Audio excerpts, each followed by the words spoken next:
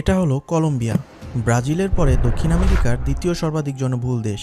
কিন্তু অবাক করা তথ্য হলো কলম্বিয়ার প্যাসিফিক উপকূল প্রায় ১৪০০ কিলোমিটার জুড়ে বিস্তৃত, অথচ এখানকার মোট জনসংখ্যার মাত্র ২ ভাগ বাস করে। অবিশ্বাস্য, তাই না? বিশেষ করে যখন পৃথিবীর অন্যান্য প্যাসিফিক উপকূলীয় অঞ্চলগুলো সাধারণত ঘনবসতিপূর্ণ। তাহলে কেন কলম্বিয়ার এই উপকূল প্রায় জনশূন্য? এর উত্তর লুকিয়ে আছে কলম্বিয়ার ভৌগোলিক বৈশিষ্ট্যে। দেশটি ৫টি পৃথক অঞ্চলে বিভক্ত। এছাড়াও রয়েছে আন্দিজ অঞ্চল, যেখানে বিশাল পর্বতমালা ছড়িয়ে রয়েছে।